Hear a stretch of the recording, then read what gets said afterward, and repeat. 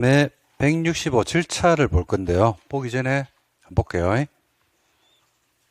자, 허가 대상이 나오죠, 그죠? 건물의 건축부터 해서 공작물의 설치, 토지 형질 변경이나 토수 채취, 토지 분할, 물건을 쌓아 올리는 행위 이렇게 나옵니다. 참고하시면 될 것 같고요. 그 다음에 넘겨보시면 경미한 사항을 변경할 때, 허가받은 사항을 변경할 때도 뭐 받아야 됩니까? 변경할 때도 변경 허가를 받겠죠, 그죠? 근데 그 변경된 사항이 경미한 사항일 수 있죠, 그죠? 그럴 때는 통지하면 됩니다. 그래서 사업기간을 단축하든지 사업 부지 면적이나 연면적을 5% 범위에서 축소, 줄인다든지 할 때는 경미한 사항으로 변경을 와서 통지하면 된다 이러는데 참고하시면 됩니다. 그 다음에 허용사항에서 아까 말씀드렸죠. 어떤 경우에 허용한다고 했습니까? 난개발이 아닌 거죠. 난개발이 아닌 거. 세 가지 뭐라고 했어요? 첫 번째, 공적 행위. 두 번째, 생업 관련 행위. 그 다음에 이제 세 번째가 경미한 행위. 이렇게 해서 세 가지를 여러분들 적어 놓으라고 말씀드렸죠. 그리고 이제 그 행위가 뭔지가 여기 나오고 시험은 여기서 나옵니다. 여기서 나오는데 요거는 여러분들이 해석을 제가 해드릴 건데 지금은 좀 힘들어요. 여러분들 건축법이나 다른 법에 있는 규정들의 해석론을 끌어와야 됩니다. 개념을 아셔야 돼요. 그래서 오늘 나중에 다음 순환 때 여러분들이 정리를 따로 해드릴 겁니다. 이거는. 그 다음에 허가 절차가 나오죠. 그죠? 절차는 웬만하면 시험 나온다고 생각하시면 됩니다. 그래서 절차를 보도록 하겠습니다. 절차는 글자 그대로입니다. 그냥 흐름이죠, 흐름.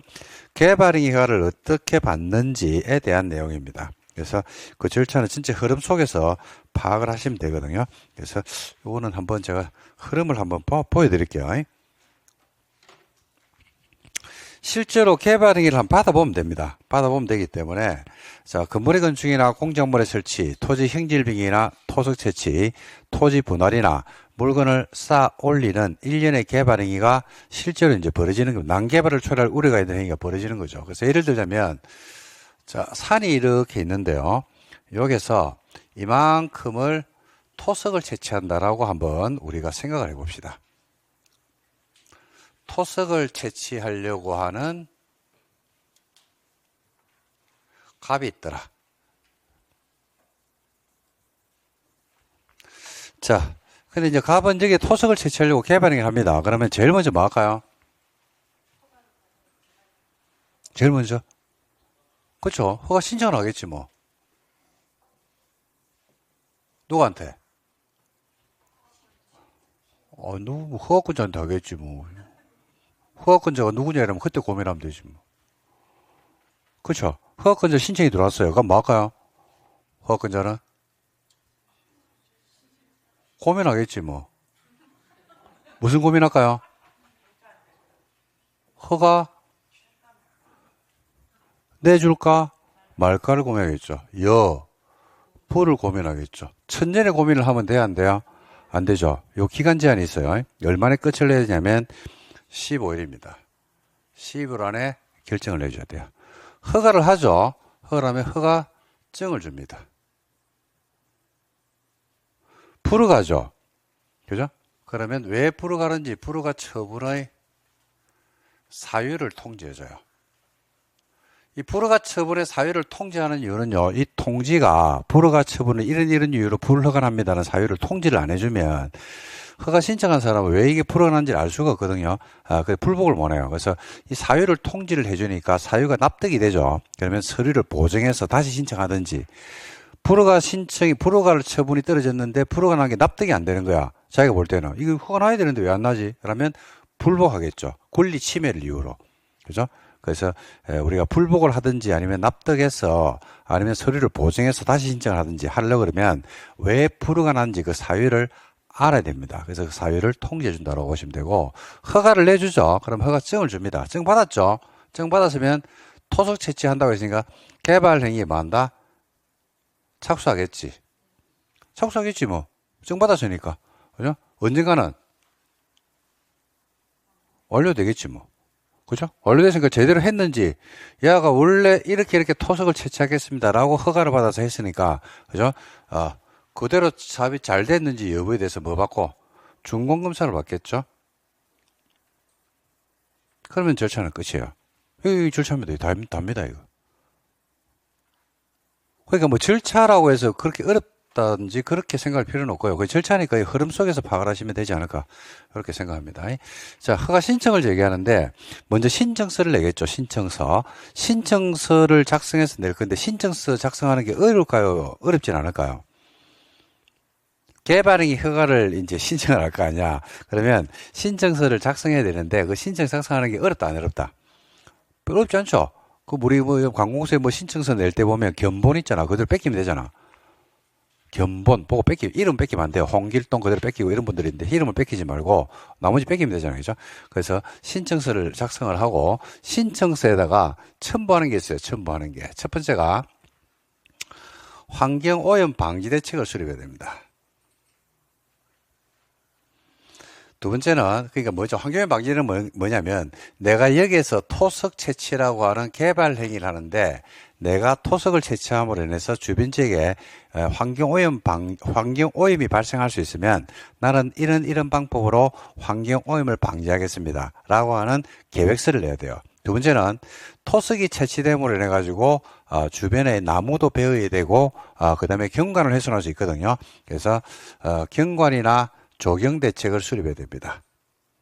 내가 토석 채취가 끝이 나고 나면 난 저기에다가 소나무 10만 그루를 심겠다 하는 등등으로 환경 훼손, 경관이 이제 훼손됐으면 그 경관을 어떻게 복구할 것인지, 그 다음에 위해 방지 대책을 수립해야 됩니다.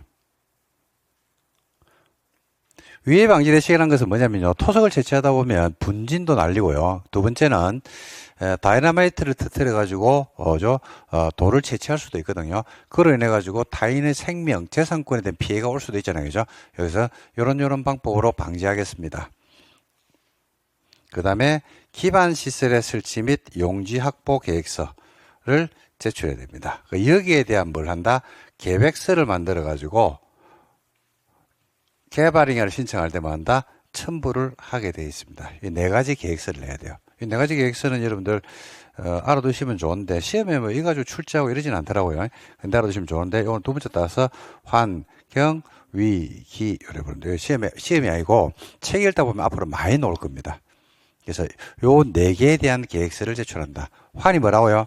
환경 오염 방지, 경은 경과이나 조경, 위는 위해 방지, 기는 기반 시설의 설치 및 용지 확보에 대한 계획서. 그러니까 내가 하는 개발 행위로 기반 시설이 필요할 수도 있거든요. 그러면 난 기반 시설을 어떻게 확보하고 그 기반 시설을 설치를 해서 어떻게 용지를 어떻게 확보할 것인지 등에 대한 계획서를 우리가 신청서하고 똑같이 허가권자한테 주는데 허가권자가 누구냐라고 했을 때 이때 고민하면 되거든요. 허가권자는 개발 허가권자는 누가 되냐면 특, 광, 시장, 군수에게 제출합니다.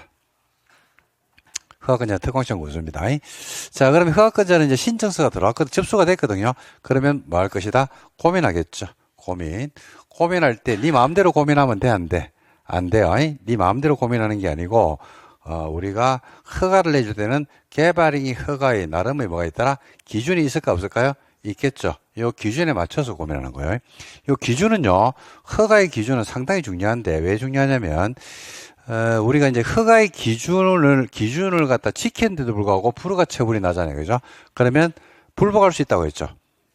나는 주관적으로 개발행위 허가 기준이 있으면 이 기준에 맞춰가지고 허가 신청을 제기했는데 불허가 처분이 났으니까 내 권리가 침해됐다라고 해서 불복할 수가 있을 겁니다. 자, 불복을 했죠. 그럼 법원이 이 사람의 권리가 침해됐는지 여부를 판단해야 될 거 아니야.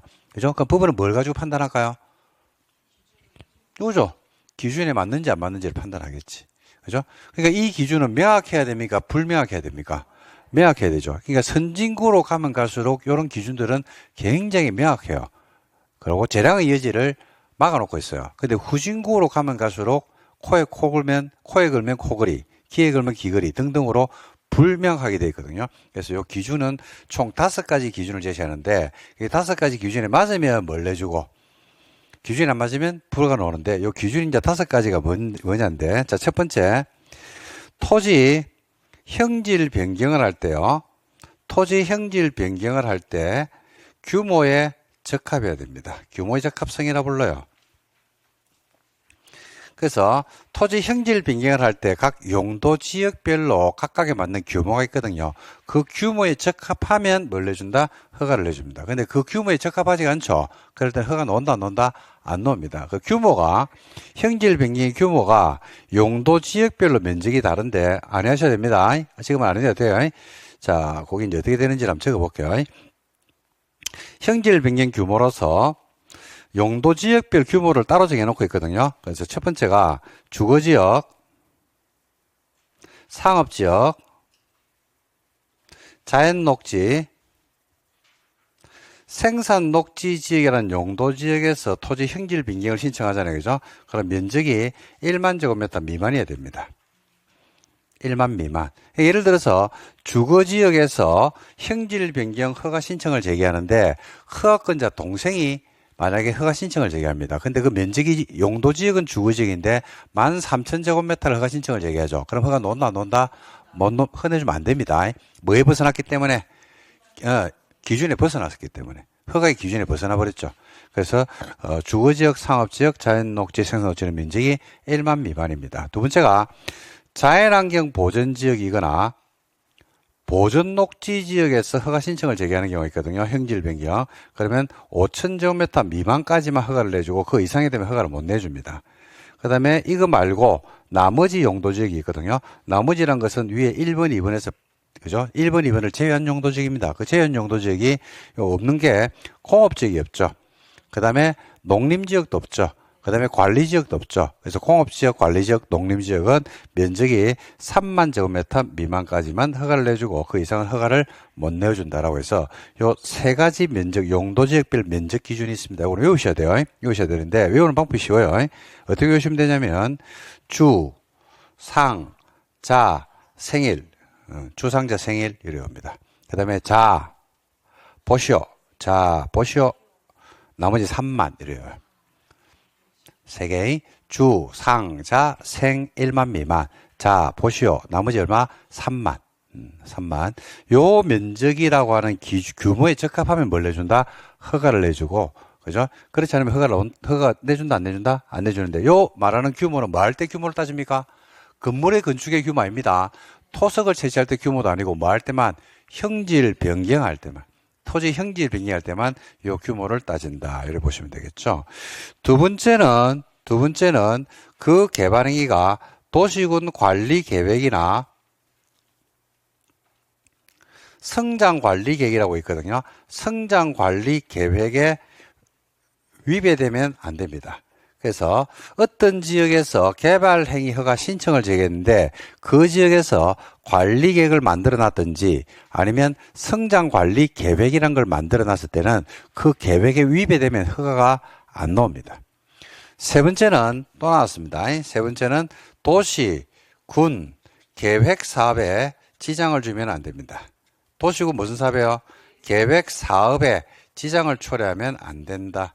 도시군 계획 사업이 뭡니까? 자꾸 이제 여러분들이 도시군계획 사업이란 말들을 제가 앞에서 수십 번을 반복한 이유들이 이런 용어들이 나왔을 때 이게 자연스럽게 그죠? 도시군계획 사업은 시설사업, 개발사업, 정비사업이지. 툭 나와줘야 되거든요. 근데 도시군계획 사업에 지장을 주면 안 된다라고 했는데 도시군계획 사업에 지장을 주지 말아라고 외웠어. 근데 도시군계획 사업이 뭔데라고 하니까 멈칫하면서 도시군계획 사업이 뭔지가 안 나오는 거지. 그러면 외운 게 의미가 없잖아요. 그죠? 그래서 이런 용어들이 자연스럽게 지금 11월 10일 우리 기본 강의 수업할 때 이런 용어들이 단단하게 정리가 돼줘야 됩니다. 이게. 근데 이게 도시계획 사업에 지장을 주면 안 된다라고 하는 이 기준이 있는데 실제로 우리 이제 그 공인중개사 공부를 하시는 분들이 내년 8월 9월이 돼도요.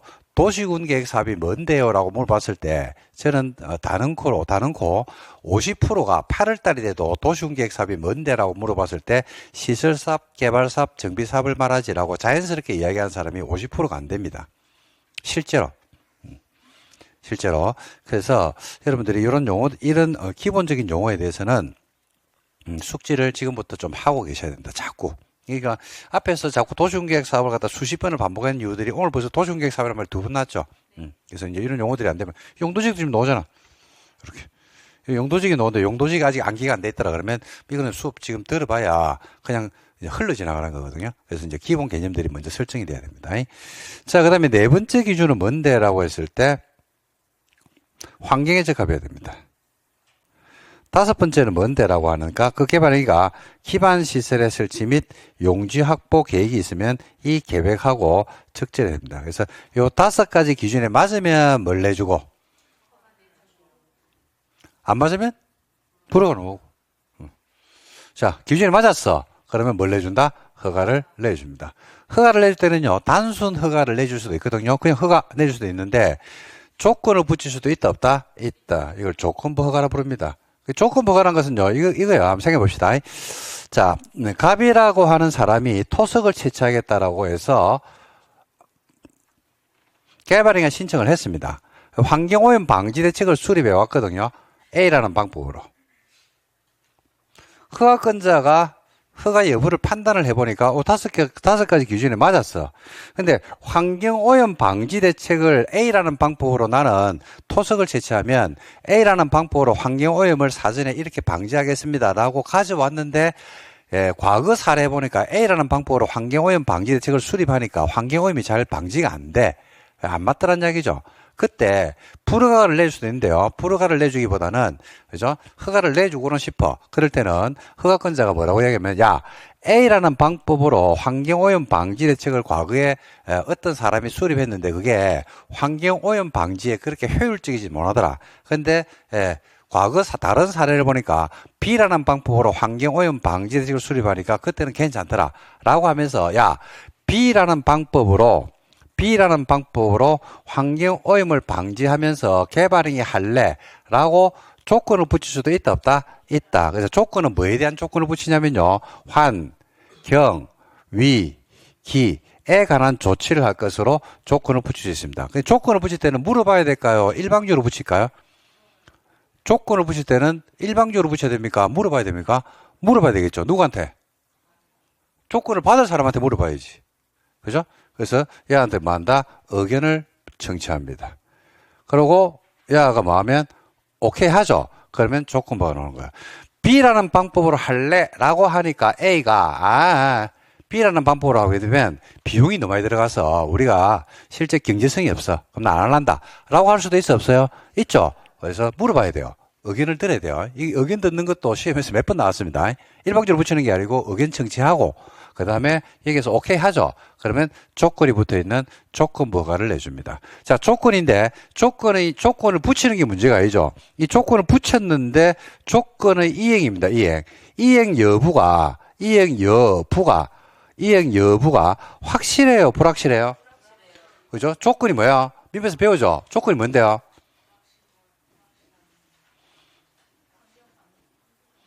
조건이 뭔데? 아니, 조건이란 말이 가지고 있는 법적인 의미가 뭐냐고. 미국에서 조건과 기한 안 배웁니까? 부관으로서?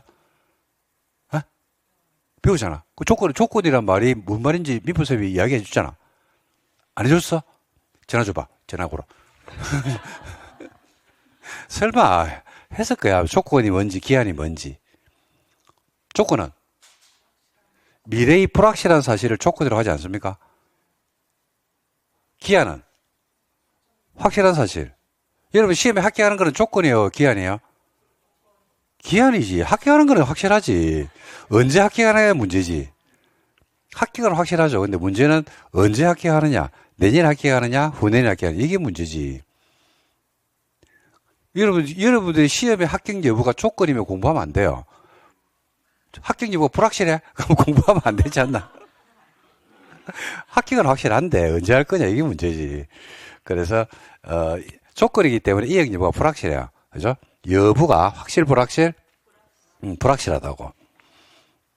그러면 불확실한데 이걸 갖다가 바꿔야 돼, 안 바꿔야 돼? 바꿔야 되죠. 뭐로? 확실한 거로 바꿔야 될 거 아니야. 어떻게 하면 될까요? 그렇죠. 이행을 결국은 처음에는 한다고 하겠죠. 할래? 라고 하니까 B라는 방법으로 할래? 이러니까 나 B라는 방법 생각했다 원래. 하겠죠. 그죠? 근데 실제로 하다 보니까 한다 안 한다? 안 하더란 이야기입니다. 왜 안 해요? 안 하는 이유가 돈. 그러니까 이 불확실을 확실로 바꾸려고 그러면 뭐 받아놓으면 돼요? 돈 받아놓으면 돼요. 돈을 받아놓으면 된다니까. 돈. 그래서 뭐를 보증하는 겁니까? 이행을 보증하는 거지. 그래서 이행 보증금을 미리 받아 놓습니다. 이행 보증금은요, 공사비의 20%를 받아요. 공사비의 몇 프로? 20%. 많아요, 작아요? 20%는 엄청나죠? 그죠? 그걸 받아 놓습니다. 현금 납부가 원칙인데, 보증서로 가름할 수 있고요. 이행 보증금에서 시험에서 줄기차게 내는 거는 뭘 내냐면, 이행 여부가 불확실하기 때문에 받거든요. 그래서 처음부터 확실한 공공은 안 받습니다. 공공은 안 받습니다. 공공한테는 이행 보증금을 받는다, 안 받는다? 안 받는다. 이렇게 보면 됩니다. 그러고 나서 이제, 개발행위에 착수하고, 그죠? 받았으니까 착수하고 완료되고 나면 뭐 받는다? 준공검사를 받으면 된다. 이렇게 됩니다. 자, 근데 준공검사에 있어가지고, 하나 체크할 게 하나 있는데, 자, 한번 보실래요? 여러분, 건물의 건축이라고 하는 공사가 끝났거든요. 자, 그러면 건물의 건축 공사가 끝났으니까 이게 잘 됐는지 안 됐는지, 즉, 난개발을 초래하는지 안 하는지 여부에 대해서 요거는 준공검사를 받아야 돼요? 안 받아도 돼요? 준공사 받아 안 받아? 받아야지. 제대로 건물을 지었고 난개발이 아닌지를 갖다 판단해야 될 거 아닙니까? 그러니까 준공사를 받는다 안 받는다? 받죠. 공작물을 설치했습니다. 끝났어. 끝났어요. 완료가 됐어요. 그럼 준공사 받을까 받지 말까? 받아야 되겠죠? 형질 변경을 했습니다. 토석을 형질 변경을 했거든요. 절토, 성토, 정지, 포장 등의 방식으로 토지 형성을 바꿨습니다. 그때 공사가 완전히 끝났어요. 그럼 준공사 받을까 받지 말까? 에? 받아야 되겠죠? 토석을 채취했습니다. 흙모래 자갈을 채취했거든요. 난개발인지 아닌지 여부에 대해서 준공검사를 받아야 돼 안 받아야 돼? 받아야 되겠죠. 토지를 분할했습니다. 한 필지를 둘 이상의 필지로 나눴거든요. 준공검사 받아 안 받아? 응? 이거는 안 받아도 된단 말입니다. 그죠? 토지를 분할하고 나면 그때는 개발 행위가 완료됐죠. 그때 제대로 했는지 여부에 대해서 준공검사를 받는다 안 받는다? 안 받습니다. 왜 안 받냐 할 때 분할을 한번 생각해야 돼요. 분할이 뭐예요? 분할. 한 필지를 둘 이상의 필지로 나누는 거예요. 분할이 뭐냐면 나누는 거예요. 나누는 건데, 여기서 할게. 분할이 뭐냐면 나누는 거거든요. 어떻게 나누는 거냐면, 한 필지를, 즉 1번지를 두 필지 1-1, 2번지로 나누는 게 분할입니다. 그러니까 예를 들어서 여기에 1번지 토지가 있잖아요. 그죠? 1000제곱미터의 토지가 있다 그러면 이걸 어떻게 나누는 거냐면, 이렇게 나누는 거예요. 1-1, 1-2, 400, 600 이렇게 나누는 게 분할이에요. 이게 토지 분할. 한 필지 됐잖아. 1-1번지면 한 필지가 됐잖아. 2번지 한 필지가 됐죠. 이게 원래는 몇 필지였는데 분할했잖아. 여기 분할입니다. 그 토지를 이렇게 1-1, 2번지로 나누자. 분할하잖아. 분할할 때 어떻게 나눕니까? 칼로 쪼갭니까? 아니면 포크레인으로 쪼갭니까? 아니, 토지를 1번지가 있었는데, 이렇게 분할했잖아. 분할할 때 칼로 쪼개냐고, 볼펜으로 쪼개냐고, 아니면 포크레인 가지고 쪼개냐고. 볼펜 가지고 그냥 쓰면 되잖아. 꼬로 외형 변화가 있어요, 없어요? 없죠. 그러니까 준공사 대상이 아니다, 이 말이지. 없던 건물이 들어서고, 공작물이 설치되고 토지 형상이 바뀌고 토석이 채취됐잖아요. 그죠? 그러면 외형 변화가 옵니까 안 옵니까? 오죠. 외형 변화가 오니까 난개발인지 아닌지 여부에 대한 판단이 나중에 최종적으로 돼야 된다니까요. 그래서 준공사를 받는데 요거는 외형 변화가 있어 없어요? 없죠. 그래서 준공사를 안 받는다고. 지금 이렇게 내죠. 건물의 건축이나 공작물의 설치, 토지 형질병이나 토석 채취, 토지 분할의 개발 행위가 끝나고 나면 준공검사를 받아야 한다라고 내죠. OX. X죠. 뭐 때문에 X예요? 야 때문에 X예요. 근데 이게 보일 것 같아, 안 보일 것 같아? 이게 안 보인다고, 글자에서. 시험장에 가면요, 글자 잘 안 보여. 왜 안 보이냐면 이상한 게 아니고, 지금 상황이 아니거든요. 지금의 상황이 아니고, 시험장에 가면, 한번 생각해 봐봐. 1교시를 치르잖아, 1교시를, 민법계로. 2교시를 치르는데, 그죠? 중개사법 보고 나서 공포를 보거든요. 그거로 문제를 갖다 벌써 몇 문제를 풀었어요? 40문제는 무슨 40문제? 1교시 80문제는 안 치나? 1교시 80에, 그죠? 중개사법 40, 120문제. 벌써 치렀지? 잘 쳤겠어? 못 쳤겠어? 꼬로, 이런 게 지문으로 뜨면 보일까, 안 보일까? 잘 안 보여요, 이게. 실수로 많이 틀린다고. 그래서 이런 문제가 나왔을 때, 준공검사라는 문제가 나왔을 때는, 야가 있는지 없는지를 미리 예측을 하고 들어가야 돼요. 시험 문제에서. 그런 것들이 끊임없는 연습이 돼줘야 돼요. 연습. 그러려 그러면 개념이 밑에 밑바닥에 쫙 깔려준 상태에서 공부를 하셔야 된다 이 말입니다. 자, 그 다음에 물건을 쌓아 올리는 행위를 끝났습니다. 그러면 중개사 받을까 안 받지 말까? 요것도 안 받죠. 물건은 뭐 했대요? 쌓아 올렸죠. 외형 변화가 있어 없어요? 없죠. 그래서 우리가 준공검사는 그죠? 개발행위 허가사항 중에서 1, 2, 3, 4 건물의 건축이나 공작물의 설치, 토지 행질병이나 토, 석 채취까지의 개발행위가 완료되고 나면 뭘 반대? 준공검사를 반대. 나머지는 준공 대상이다, 이다, 아니다. 이렇게 해서 보시면 되겠습니다. 이렇게 하면 절차는 종결하게 돼 있다. 이게 이제 개발행위에서 일반적인 절차적인 흐름이다. 이렇게 이제 보시면 되겠습니다. 요 정도 하시면 됩니다. 요 안에서 이제 좀 디테일한 내용들이 있거든요. 근데 그건 지금 몰라도 돼요. 그러니까 지금 이제 첫 흐름이기 때문에 절차에서 흐름이 어떤 프로세스를 따라가는지 뭐 그 정도만 여러분들이 알고 있으면 되지 않을까 이렇게 생각을 합니다. 그래서 보세요. 160번 보실래요? 신청서를 내라고 돼 있죠. 165 보세요. 기본서. 첫 번째 절차에서 뭐 내랍니까? 신청서. 개발행위 하는 자는 그 개발행위에 따르는 기반 시설의 설치나 용지업에서 기 동그라미, 위해 방지 위 동그라미, 환경 오염 방지 환 동그라미, 경고나 조경 경 동그라미. 그래서 이거 말 만들면 돼요. 이거 앞으로 많이 씁니다. 이 말 뭐라고요? 환, 경, 위, 기에 관한 계획서를 첨부한 신청서를 허가권자한테 제출하여야 한다. 이 경우 줄만 쳐놓으세요. 개발 밀도 관리구역에서는 기반 시설의 설치나 용지 확보에 관한 계획서를 제출한다 안 한다? 안 한다. 줄만 쳐놓으세요. 개발 밀도 관리구역은 안 합니다. 개발 밀도 관리구역이 뭔지를 좀 이따 배울 거거든요. 줄만 쳐놓으세요. 그 다음에 도계의 심의를 일정 면적 이상이 되면요. 도계의 심의를 거치는 경우인데 그건 일단 무시. 그 다음에 넘겨보시면 허가나 불허가 처분이 나옵니다.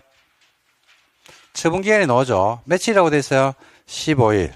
허가면 이번에 뭘 주고 허가증을 주고 불허가 뭘 줍니까? 불허가 처분의 사유를 통지해 주라고 돼 있죠. 그 다음에 3번에 허가 기준 나와요? 안 나와요? 나오죠. 허가 기준에 5가지 기준이 있다고 했습니다. 첫 번째 뭐라고요? 형질 빙의할 때 뭐에 적합해라? 면적에 적합해라. 그 박스 안에 보니까 주, 상, 자, 생 1만 미만, 자, 보 5천 미만, 나머지 얼마? 3만 정도 나오죠. 그렇게 외우면 돼요. 주상자 생일. 자, 보시오. 나머지 3만. 그 다음에 두 번째, 관리계획이나 성장관리계획을 위반하지 말라고 돼 있죠. 세 번째, 도시군계획 사업에 지장을 주지 말라고 돼 있죠.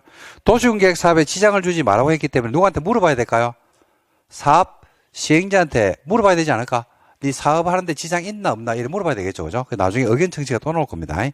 그 다음에 주변 지역의 토지용 실태나 토지용 계획이나 높이, 경사도 등등에 대해서 조화를 이룰 것, 그 다음에 기반 시설의 설치나 용지 확보 계획이 많을 것, 적절할 것이라고 하는 기준에 맞으면 뭘 내주고 허가를 내주고, 그렇지 않으면 허가 안 나옵니다. 세부 기준은 필요 없고 가만히 놔두세요.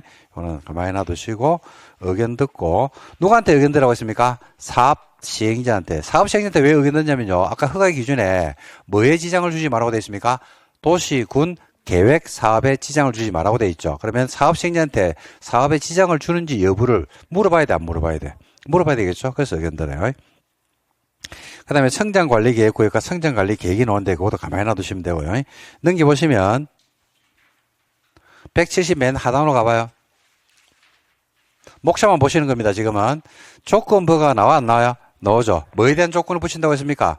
환, 경, 위, 기죠. 보시면 허가권자는 개발 행위를 할 때 대통령이 정하는 바에 따라서 개발 행위에 따르는 기반 시설의 설치나 용지 확보, 위해 방지, 환경 오염 방지, 경관 조경 조치를 할 것을 조건으로 허가할 수 있다 없다? 있다. 이걸 줄여가 뭐라 부른다고요? 환, 경, 위, 기죠. 이행 담보 노네. 이행 보증금 제시한다고 돼 있죠. 누구는 안 내도 된답니까? 맨 마지막 줄을 보면 다음 각호 하나에 해당할 때는 그러지 않다. 이행보증금 예치한다 안 한다? 안 한다. 그 박스에 있는 아들이 누굽니까? 공공. 그냥 공공하면 돼. 그걸 몰라 다 외워. 예치 사유 뭐 등등 오는데 그건 몰라 됩니다. 금액은 아까 공사비 몇 프로 준다고 했어요? 20%라고 두 번째 줄에 나오죠. 억존한치 된다. 20% 안중에 시면 안 나온다. 예치방법 현금 납부가 원칙이죠. 그런데 보증서로 가름할 수 있다. 그 다음에 나중에 이행이 잘 되면 돈 어떻게 삼킵니까? 돌려줍니까? 돌려줘야죠. 그리고 중공사에서 대상 나오죠? 중공 대상. 박스에. 172에. 중공검사 대상 7번 찾았습니까? 그 박스에 보니까 뭐가 나옵니까? 건물의 건축, 또 공작물의 설치, 또 그렇죠, 또 그렇지 뭐가 없네. 그렇지 분할하고 물건을 쌓아 올리는 게 없죠. 적어 놓을래요? 안에다가 크게 공간이 있잖아. 거기에다 크게 적어놔. 어떻게? 이렇게 172니까 적어줄게요.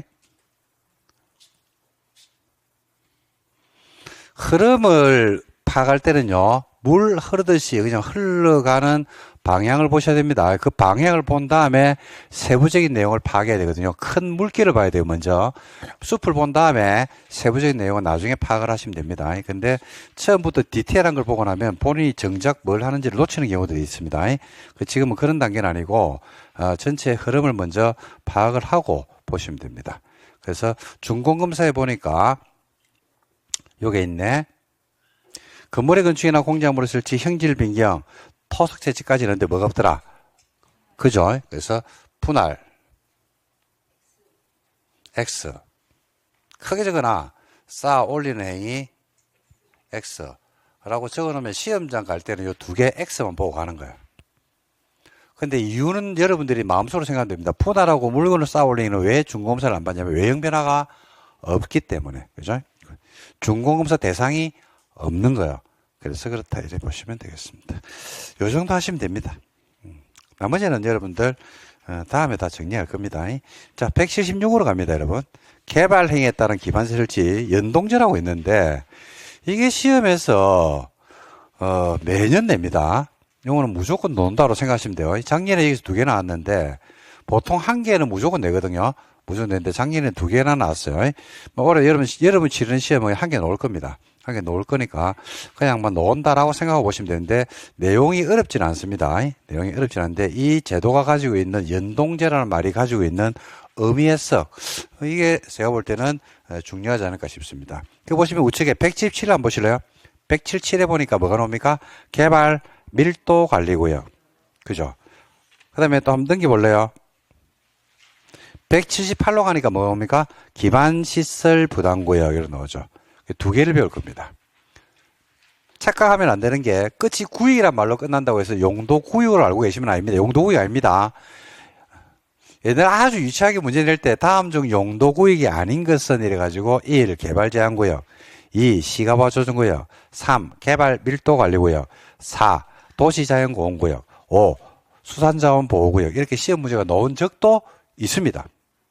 근데 뭐 처음 하시는 분들은 그런 것들 헷갈릴 수 있죠. 여러분한테는 당연한 이야기인데, 그죠? 헷갈릴 수 있습니다. 그래서 개발 밀도 관리구역, 기반시설 부담구역은 용도구역 아닙니다. 끝이 구역이란 말로 끝나지만은 용도구역하고는 아무 상관이 없다.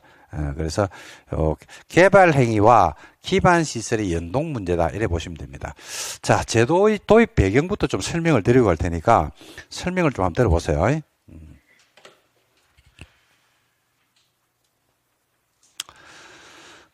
개발행위 허가는 좀 전에도 말씀드린 바와 같이 건물의 건축을 예를 든다 그러면 건물을 짓기는 지을 때 2가지 허가를 받거든요. 건축 허가는 당연하고 그 다음에 무슨 허가도 받아요? 개발행위 허가도.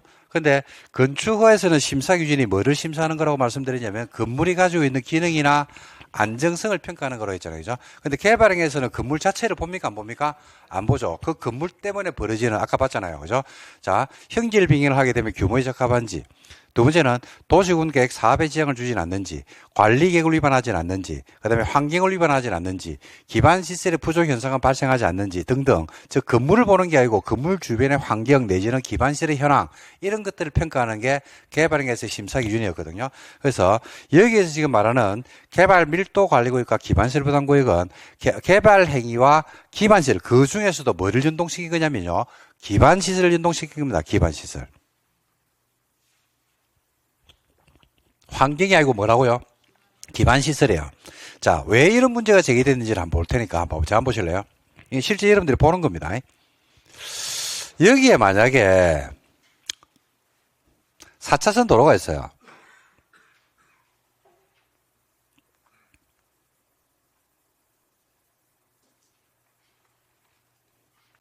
중앙 분리대가 있고, 그 다음에 4차선입니다. 4차선.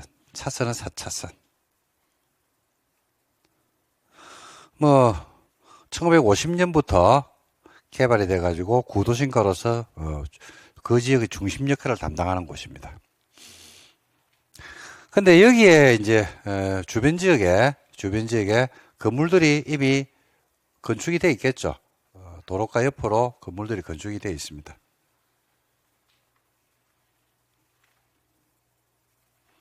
근데 만약에 어떤 분이 여기에다가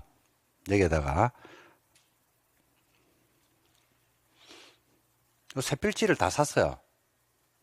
쇠필지를 사가지고 싹 밀어버리고 여기에다가 건물을 지으려고 합니다. 20층짜리 오피스 건물을 지으려고 합니다. 그럴 수 있어 없어요? 있죠. 오피스 건물을 지으려고 합니다. 자, 그래서 오피스 건물을 지으려고 하니까 두 가지가 알아봐야 되겠죠? 하고, 건축에서는 뭘 심사한다고 했습니까? 그쵸? 건물이 가지고 있는 기능, 건폐율 지켰니? 용적률은 지켰니? 높이는 지켰니? 그죠? 그 다음에, 화재, 주차 공간 등등은 설치했니? 뭐, 이거 보는 겁니다. 건물만 보는 거예요. 건축에서는 오케이 사인해 놨습니다. 건축에서는 위배된 사항이 없었어요. 그 개발행에서는 건물 자체를 보는 게 애로겠죠. 그죠? 자, 첫 번째. 이 건물이 지어지면, 그죠?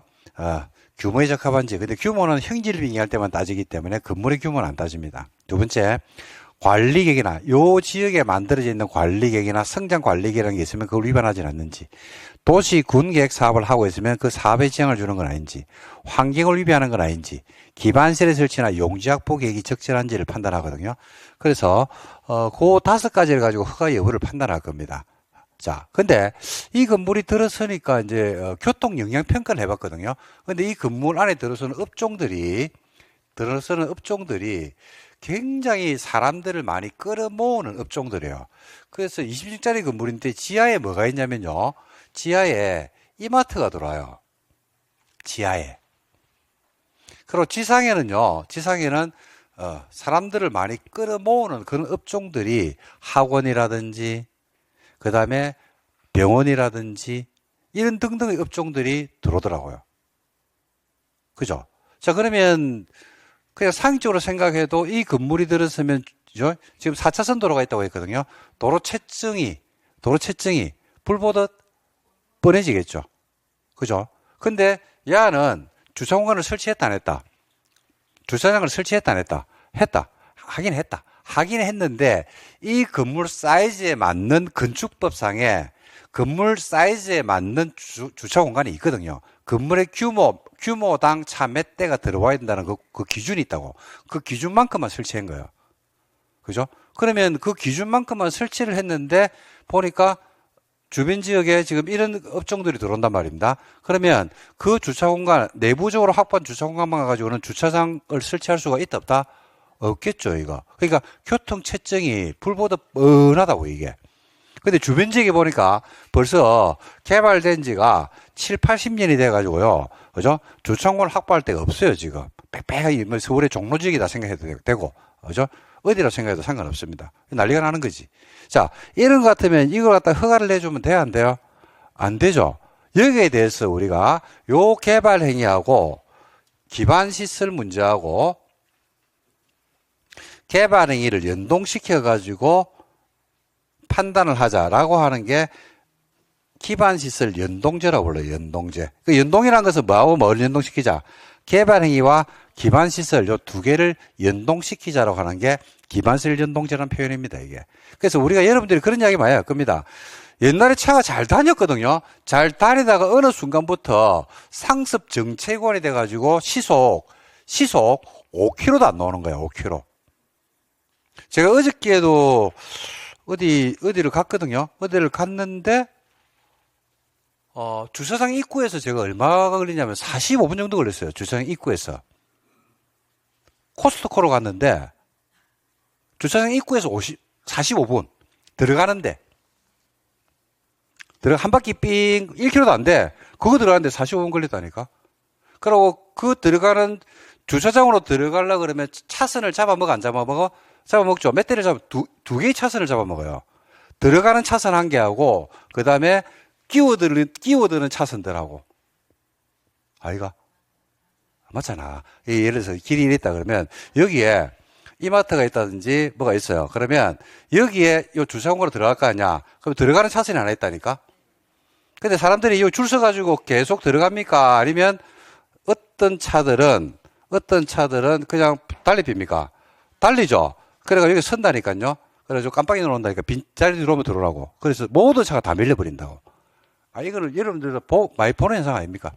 그래서 이런 문제들이 제기될 수가 있다, 없다? 있다, 이 말입니다. 그게 뭘 연동을 해야 돼요? 근데 허가가 나와가지고 차선을 다 잡아먹어버리는 거야. 그럼 난리가 나겠죠? 그러면 이때 여러분들이 앉아가지고 뭐라고 이야기하냐면, 요게, 예를 들어서 이마트에 간다 그러면, 내가 목적지가 이마트다 그러면 어쩔 수 없이 내가 참지만은, 그렇지 않으면, 야들이 한 개도 생각도 안 하고 이런 데다가 이런 걸 허가내줬다라고 하면서 여러분들이 짜증을 낼 수 있어, 없어요? 있죠? 그 짜증을 내야 돼, 이거는. 그리고 야들은 교통 분담금을 어마무시하게 내놔야 돼요, 지금. 그렇잖아요. 피해를 갖다 굉장히 많은 피해를 주잖아, 이게. 만약 위난사항이 발생했다라면 더 큰 피해가 발생하겠죠. 그래서 개발행위와 기반시설을 맞아 연동을 시켜서, 우리가 개발행위 단계에서, 허가 단계에서 기반시설 확보 현황이 어떻게 되는지를 갖다 미리 판단하자, 이겁니다. 이런 제도가 옛날부터 있었을까요? 옛날에는 없었을까요? 그렇죠. 옛날에 없었겠죠. 그러니까 그런 각종 시설물들인지 업종들이 들어올 수가 있었다. 그리고 옛날에는 이제 그로 인한 특혜 시비 같은 것도 굉장히 많이 붙었습니다. 실제로 보면. 특혜 시비도 많았고, 그로 인해서 허가 여부 판단이 실제로 언론에 보도된 적도 많았었고요. 옛날에 지금은 여러분들이 기억하시는가 모르겠는데, 잠실에 가면요, 롯데 월드타워가 있어요. 123층짜리가. 기억나시나요? 예. 월드타워가 있는데, 월드타워 허가를 놓고, 인허가를 놓고요, 뭐 때문에 다퉜냐면요, 주차장 문제 때문에 어마무시하게 다퉜어요. 주차장하고 그 도로. 그래, 롯데에서 공사비를 갖다 내놨다, 안 내놨다? 내놨죠. 공사비를 내놔야 됩니다. 그럴 수밖에 없어요, 그걸. 그래서 실제로 이제 그런 현상들이 우리가 대형 건물이 들어서고, 그 다음에 그에 따르는 각종 현황 사항들이 문제가 될 때, 그죠? 기반 시설을 얼마나 확보했는지 등등에 대한 여러 가지 문제들이 실제로 제기되는 문제들입니다. 그래서, 이런 문제를 해결하기 위해서 지금 여러분들이 두 개를 봤죠. 하나가 뭐였어요? 불러보실래요, 다시? 그렇죠. 개발 밀도 관리고요. 또 한 개가 그렇지. 기반시설 부담구역입니다. 자, 들어갑니다. 그러면 제도. 자, 이 두 제도는요, 뭐냐면, 자, 개발 행위를 하는 거야. 1년의 개발 행위를 하겠지. 그 개발 행위로 기반시설이 필요한 거야. 그럴 수 있어, 없어요? 있죠. 필요하면 뭐 하면 돼요? 필요하면 기반시설을 마음대로 술 취하면 되지. 왜 그래? 배고프면요. 밥 먹으면 되지. 배고프면 밥 먹으면 되죠. 근데 문제가 어디서 발생해요? 배고프면 밥 먹으면 되는데 밥이 없어. 밥이 없을 때 문제지. 그죠? 그래서 개발행위를 하게 되면 기반시설이 필요한데, 기반시설이 필요하면 마음대로 설치하면 되거든요. 근데 설치를 하면 되는데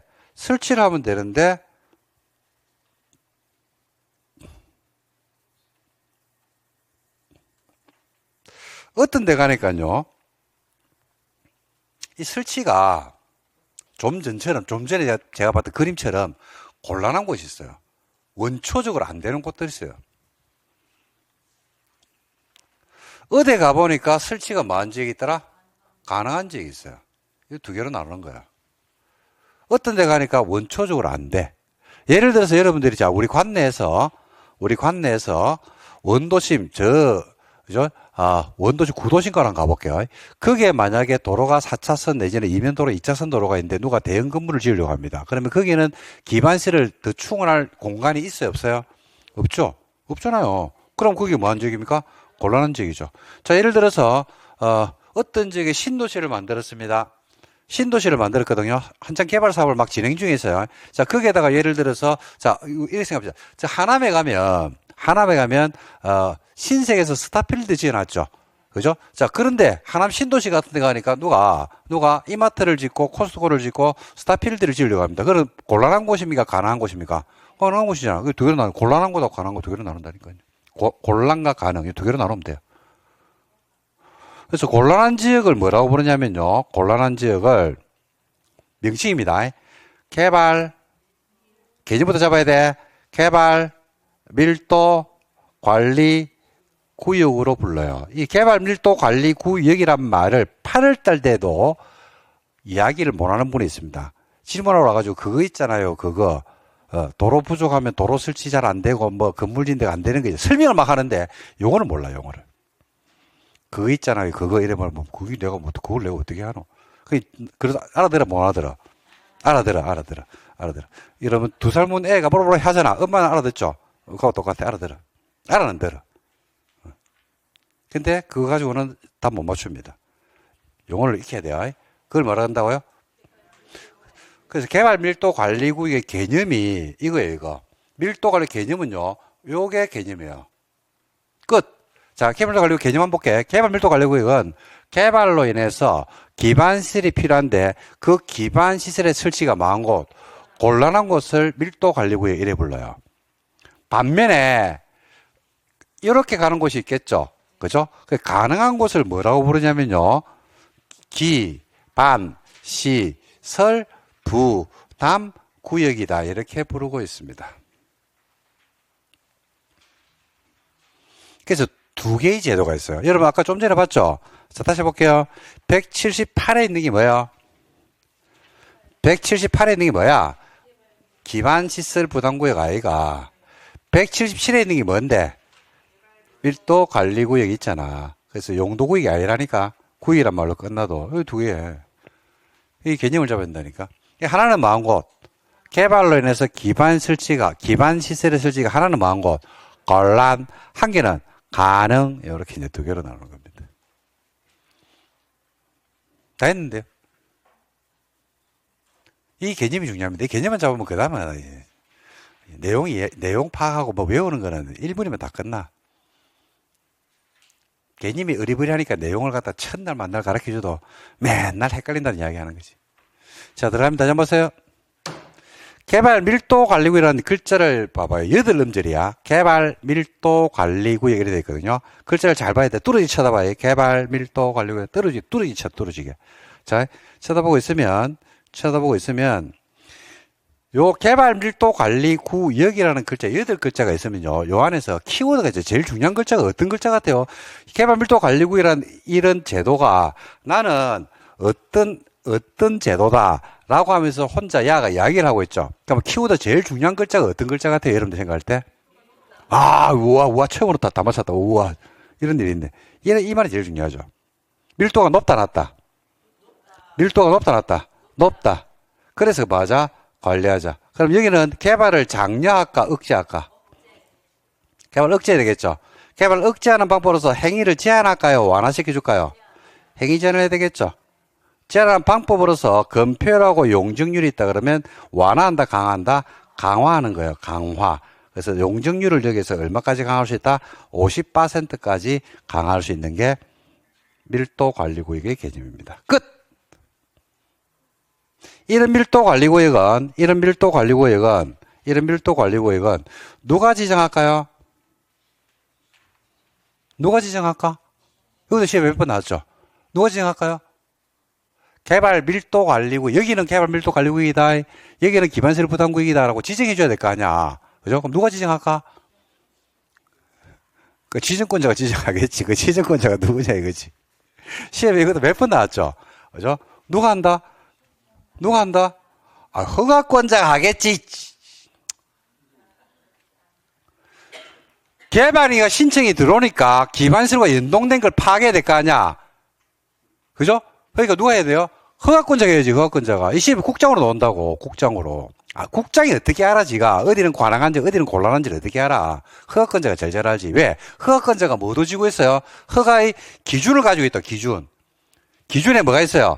기반 시설의 설치 및 용지 확보 계획이 적절치 않으면 허가 내줘, 안 내줘? 안 내주잖아. 그러니까 허가권자가 제일 잘 안다니까요. 그래서 밀도 관리구역 지정권자는 누가 된다? 허가권자가 되죠. 그 허가권자가 누군데? 라고 하면 그때 고민하면 돼요. 허가권자가 누군데요?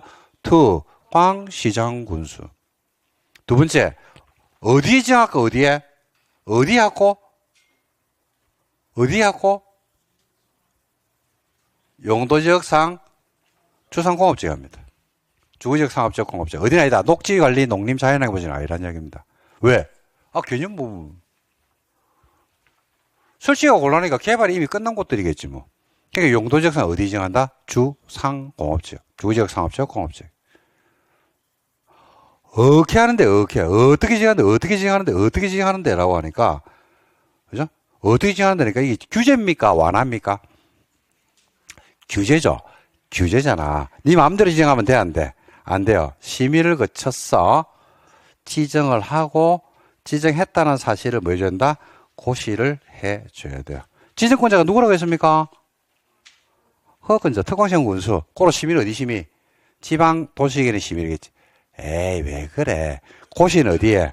공보에 고시하면 되겠지. 에이, 아니, 지정권자가 특광시장 군수니까 심의는 자동 아닙니까? 이걸 외워야 되는 건 아니잖아. 지방도시는 심의고, 고시는 어디에 돼요? 특광시장 군수가 고시라니까 관보는 아니겠네. 공보에 고시하면 되겠네. 그러면 끝이겠네. 자동으로 따라가겠네. 다 했는데요.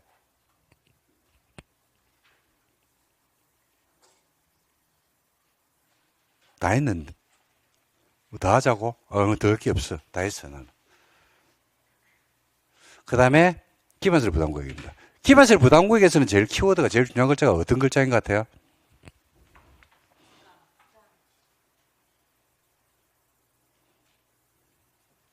응?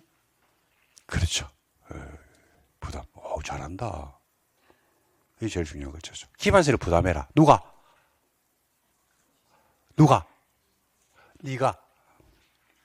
네가 부담해라. 봐. 그러니까 그렇게 생각해요. 굉장히 무슨 제도를 볼 때 현재 있는 제도들이거든요. 그 제도를 만들 때는 그 제도가 현재 쓰이고 있고 어떻게 쓰이고 있는지를 보면 돼요. 근데 여러분들이 자꾸 이제 이걸 갖다가 하나의 시험용 용어, 그다음에 시험용 제도라고 판단하니까 되게 어려워지는 거예요, 이게. 이 우리 현실 세계에 다 있는 거예요, 없는 거예요? 지금 이제 쓰는 겁니다. 자, 해볼게. 봐봐.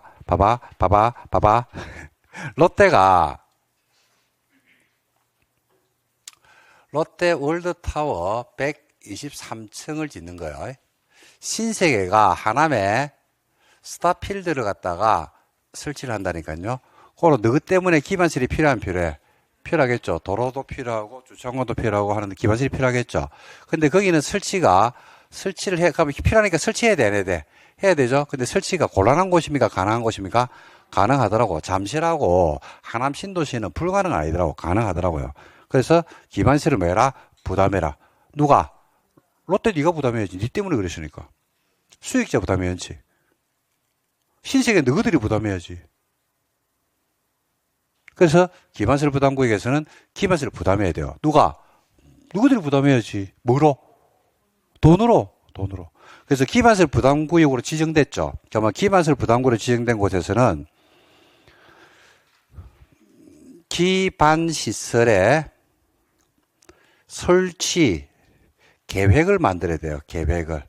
왜냐하면 어떤 기반시설이 필요한지를 갖다가 파악을 해야 되거든요. 이럴 수는 없잖아요. 그죠? 예를 들어서 누가 아파트 3,000세대를 짓는데 아파트 3,000세대 너희 때문에 초등학교 교실 5개가 필요하더라. 너희 때문에 중학교 교실 2개가 더 필요하더라. 그래서 니네들이 교실 5개를 설치하고 니네들이 교실 2개를 설치하고 니 때문에 도로 차선 1개가 더 필요하니까 차선 1개를 더 필요하고 이럴 수는 없잖아. 그래서 요 계획을 만들어 가지고 그죠? 거기에 필요한 각종 기반 시설의 내용들을 파악을 해 놓는 게 맞겠죠. 그리고 요 계획에 따라서 뭐를 받게 되어 있냐면 기반 시설의 설치 뭘 받는다? 비용이라는 걸 받습니다. 비용. 돈을 받아요, 돈을. 돈을 어떻게 받냐면요. 건물을 신축하거나 증축할 때만 비용을 받아요. 그것도 200제곱미터를 초과하는 건물의 신축과 증축에 대해서만 비용을 받습니다. 그러니까 개축, 재축은 비용을 받아, 안 받아? 안 받아요. 개축, 재축은요, 개축이란 것은 건축법에서 배울 건데, 기존 건물을 철거하고 종전규모 범위 안에 지으면 개축이라고 부르고요. 재축은 기존 건물이 멸실이 됐는데, 종전규모 범위 안에 지으면 재축이라고 부르거든요. 그리고 개축과 재축은 기존의 연면적이 늘어나는 게 없어요. 그게 없다는 것은 기반시설의 유발 효과가 발생하지 않는다는 이야기입니다. 그래서 뭐 할 때만 봤냐면, 없던 건물이 새로 생기거나, 있던 건물이 더 커지거나 그러면 기반시를 사람들을 더 끌어모을 수 있습니까? 없습니까? 있죠. 그때 받는다니까요. 그것도 200제곱미터 초과할 때. 그래서 비용을 받아가지고 요 비용이 들어왔죠.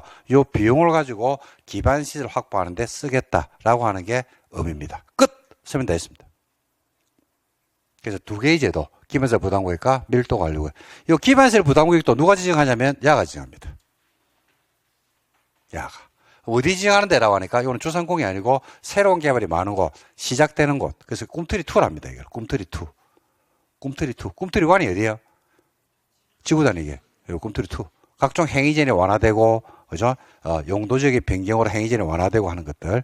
그럼 어떻게 지정하느냐? 똑같아요. 심의를 거쳐서 지정하고 지정했다는 사실을 고시합니다. 다 했는데요. 이렇게 해서 두 제도를 하셔야 되는데, 여러분들 지금 기반시설 부담구역과 밀도관리구역을 작년에 공부하신 분들 말고 올해 처음 하신 분들 아마 이거 처음 배울 겁니다. 처음 배우는데, 처음 배우는 분들은요, 여기에 관심을 가지지 마세요. 이 만화인지 뭐 하는 안데 요것만 여러분들이 좀 알아두시면 좋지 않을까 싶고, 그 다음에 작년에 공부를 하신 분들 또는 2차만 하신 분들은 좀 전에 말씀드린 요 밑에 나머지 내용들을 썼죠, 그죠?